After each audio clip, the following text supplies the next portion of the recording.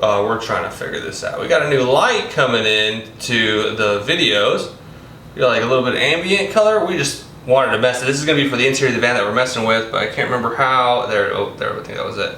What's up, everybody? Welcome back. We are here with another video, although this week's video is gonna be slightly different because we're doing a van video. That's what this temporary setup is, because we got some goodies in today that we're gonna be taking a look at. That, if you've been following us on Instagram, we've been seeing some progression back with the van. We have the Motovan, hashtag Motovan, where it's a little bit of a camper van build, but with us having our main concentration, motovlogs, and just enjoying traveling with our motorcycle, we decided to make ours more concentrated with a little bit more of a motorcycle theme, hence the Motovan build. But all these items came at a cost. What cost is that? Well, we've sold the Sportster. Moment of silence for the old sporty 883 that we picked up about a year and a half ago.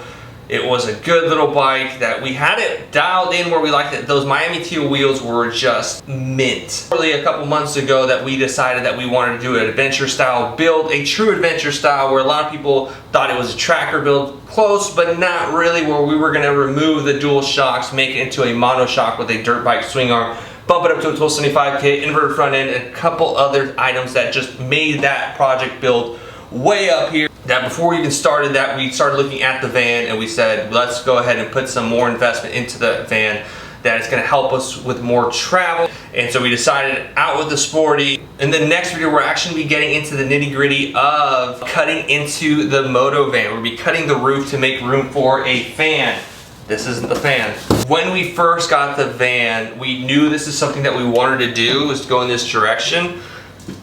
And this is one of the major steps that's kind of really transitions that from a dream, kind of a project, to one step closer to actually fulfilling it. And I'm so excited that I just want to do it, but we've been having inclement weather thanks to Hurricane Hen. We're gonna wait for the weekend where we have more sun, and that way we can go ahead and cut the van and not have to worry about any possible rain. This is what we're gonna be installing in the next video.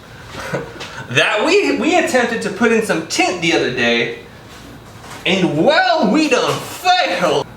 But after our failure, one of the shops out of San Antonio reached out to us and they said, hey, we'll work with you, we'll get your tint squared away, swing on by later on this week, and we got you covered. So the next time you see the van, we're gonna have some sweet tint for all four windows. We're just gonna exclude the windshield for now until we figure out just a few of the other items.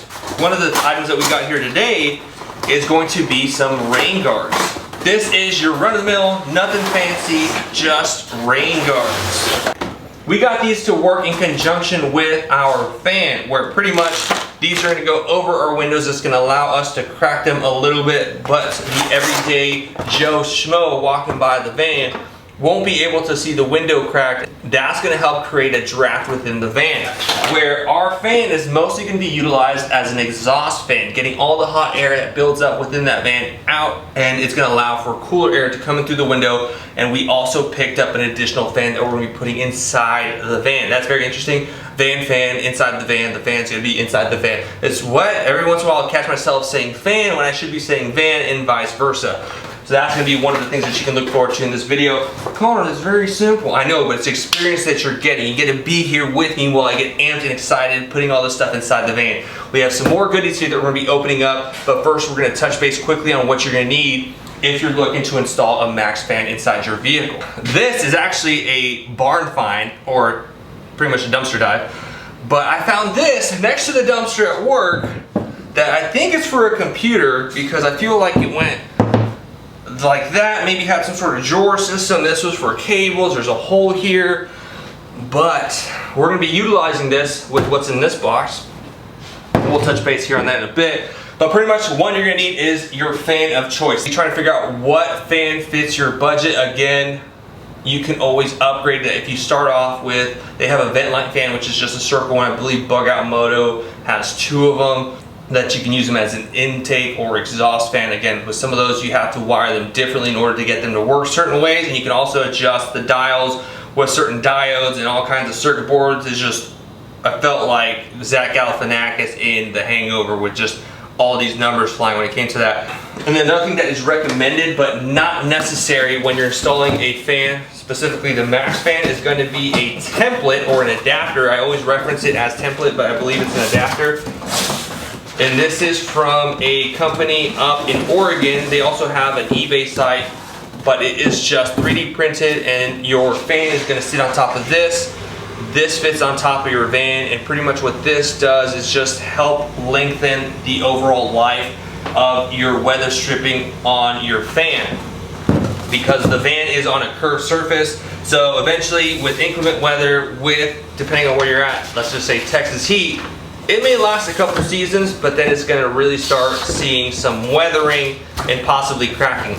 And with that, we'll segue into a little bit of weather protection and prevention, where we're going to be adding some window welds to the bottom of the adapter. We have some self-leveling lap sealant. We got this on Amazon. This is going to flow pretty freely, so just be careful. One of the tips that people said is with some painter's tape that you're also going to be needing, you'll lay out your square and then put the tape around it, so that way if you have any overflow, you can just peel back the tape and it looks a little neater. Again, we're going to be going in depth to all this in the next week's video, where we actually tackle cutting the roof and getting everything squared away. To prevent any rust from your cut, you will need some Rust-Oleum. One of the things that you could do is spray it into a cup, get a paintbrush, and then just apply it like that. We're just going to be putting a plastic bag underneath where we're cutting to collect any shavings, so we can also just spray freely and cover whatever we need to cover, the edges, etc.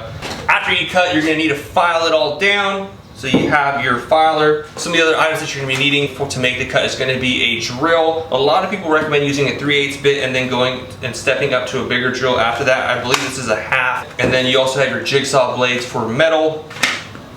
In order to fit the jigsaw blades, you need a jigsaw. You're going to have other miscellaneous items. We have these that are going to go underneath the fan from inside the van. And there's that fan. You have wire looms for your electrical. I'm not too sure. I got 3 different sizes because we're going to be doing a couple things when it comes to the electrical that I just wanted to have them readily available, so I didn't have to halt the project. We're going to have electrical tape as well as your positive and negative cabling. Is that a word, cabling? For your electrical, we're using 12 gauge wire just to ensure that we have the appropriate gauge wire for any amps, electrical currents, etc. Then you have some sort of gun for your lap sealant or window weld, Sharpie, and then you have these clamps. We're going to be using these for the adapter. Once we apply the window weld on the bottom of the adapter, we'll be able to secure it with these and let it sit, so that way it gives the best adhesion, the most even adhesion on the top of the roof. First things first,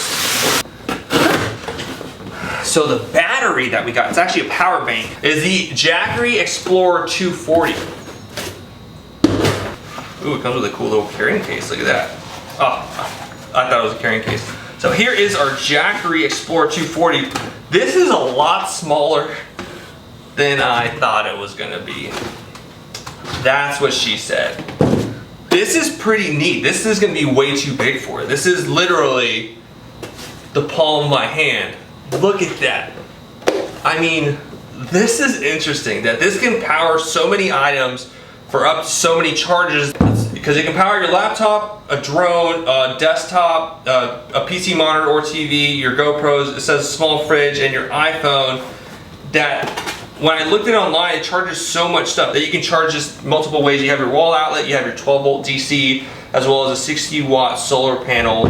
But initially the game plan, I was anticipating something much larger, that this was going to go right behind our driver's seat. This is going to be hidden behind here, and that way it's a cleaner look. And then we're going to have, which I have no idea where I put it, and then we have another box which is like a lunch box that we're going to be putting next to it. It's going to hold our control switches, that we're going to be connecting them with some USB 2-pin connectors that we'll be plugging into here, a 12 volt plug. Our control panel, I don't know why I thought this was something completely different. I thought this was a TPMS sensor. Here is our 5-button control panel. You have a USB outlet, you have your 12 volt plug on this end, and then you have your 5 switches. And each of the wiring on the back has its own inline fuse. You have 3 additional fuses. These are 15 amp, which will be more than enough. Here is the other portion of this video. Interesting thing about the 2017 Ford Transit 250s, I'm not sure about the other trim models, that we have a spot for an in-cabin air filter. Your vehicle does not have one. There's not one made for it. To improve the quality of stay within the van, we ended up picking this one up off of Amazon, but Grainger does sell it. I've included the part numbers below if you do have a 2017 Ford Transit. So we're gonna be needing our air filter. And we're gonna be needing our van. In order to access your in-air cabin filter void, to press these two buttons, glove compartment falls down, and then you have this small compartment here. And there is the void of where the cabin filter will go. Cabin filter. And one thing to note before you install it, just make sure that your arrow indicating your airflow is pointing down. And all that's left is for you to slide it on in.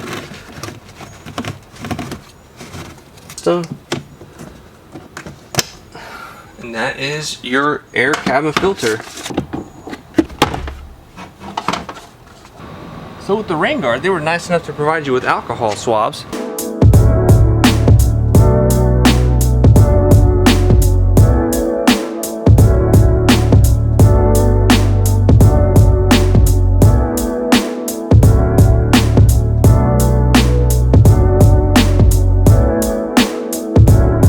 So we're gonna plug this into the 12 volt onto the jackery. See if it comes charged. Take off your little protectant. We're gonna turn on this little button for 12 volt. It is on, it's at 39%. And we're gonna turn our fan on here. Don't see any lights indicating. Look at that.